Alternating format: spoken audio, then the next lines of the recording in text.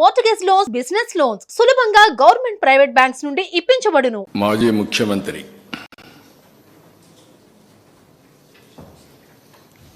తిరుమలకు వెళ్ళొద్దని ఎవరో చెప్పినట్టు మాట్లాడుతున్నాడు. వెంకటేశ్వర స్వామి మీద భక్తుండే ఏ భక్తుడైనా సరే వెంకటేశ్వర స్వామి దగ్గరికి పోయే అవకాశాలు ఉన్నాయి. అదే సమయంలో ఎవరైనా వేరే మతాలకు సంబంధించిన వ్యక్తులుంటే అక్కడ కొన్ని సాంప్రదాయాలు ఉన్నాయి. ఆ సాంప్రదాయాల్ని గౌరవించాలి. ఇది చాలా టెంపుల్స్లో ఉండే ఆనవాయితీ. ఇక్కడ ఎవ్వరు కూడా ఆయన పోవద్దని చెప్పలేదు.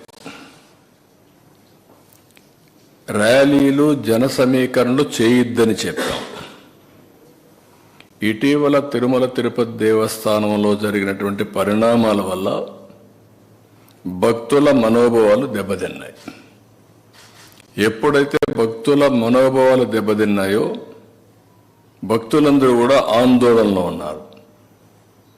ఆందోళన ఉన్నప్పుడు భక్తులందరూ కలిసి ఒక పక్క ఆర్గనైజేషన్ చేసి రాజకీయ పార్టీ ఈయన పోయినప్పుడు కొన్ని వేల మందిని మేము కూడా మొబిలైజ్ చేస్తామని లోకల్గా ఇన్ఫర్మేషన్ ఇచ్చారు.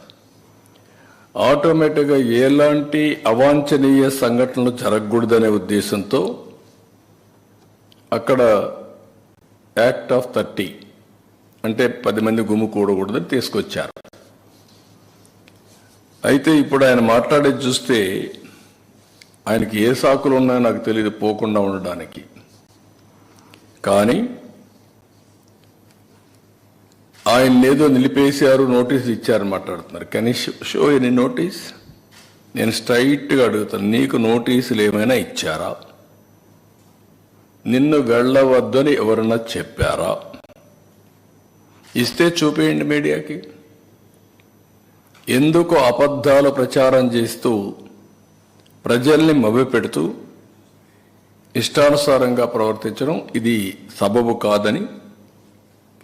ఎందుకంటే ప్రజా జీవితంలో ఉండే మనందరం కొన్ని సాంప్రదాయాలు పాటించాలి. అందుకే నేను దీన్ని చాలా స్పష్టంగా అడుగుతున్నాను.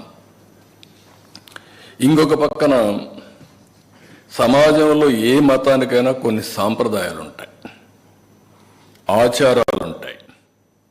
ఎవరైనా సరే అక్కడికి పోవాలంటే గౌరవించి తీరవలసిందే. దేవుని యొక్క ఆచారాలు, సాంప్రదాయాల కంటే వ్యక్తుల ప్రమేయం కానీ ఏ వ్యక్తి కానీ గొప్పవాడు కాదు. ఈ విషయం మనం గుర్తుపెట్టుకోవాల్సిన అవసరం ఉంది. దేవుడి ఆచారాలని, భక్తుల మనోభావాలను ప్రశ్నించేలా, ధిక్కరించేలాగా ఎవరూ ప్రవర్తించకూడదు. ఇప్పుడు కలియుగ వైకుంఠమైన తిరుమల వెంకటేశ్వర స్వామి హిందువులకి అతిపెద్ద పుణ్యక్షేత్రం. అది హిందువులకు అందరికీ ఒక దివ్యక్షేత్రం. ప్రతి ఒక్కరికి ఒక కోరిక, జీవితంలో ఒక్కసారైనా వెంకటేశ్వర స్వామి దగ్గరికి వెళ్ళి దర్శనం చేసుకొని మొక్కులు తీర్చుకోవాలి అనేది ప్రతి ఒక్కరి యొక్క కోరిక. ఇవన్నీ కూడా అది మన రాష్ట్రంలో ఉండడం తెలుగువారి అదృష్టం. అలాంటి భక్తులు అత్యంత పవిత్రంగా భావించే ఈ క్షేత్ర పవిత్రను కాపాడవలసిన బాధ్యత ప్రతి ఒక్కరిపైన ఉంది. అలాంటిది ఉన్నప్పుడు అక్కడ పోయినప్పుడు నియమాల్ని, ఆగమ శాస్త్రాల్ని, ఆచారాల్ని, నిబంధనల్ని తప్పనిసరిగా పాటించాలి. అలాంటి పాటించకపోతే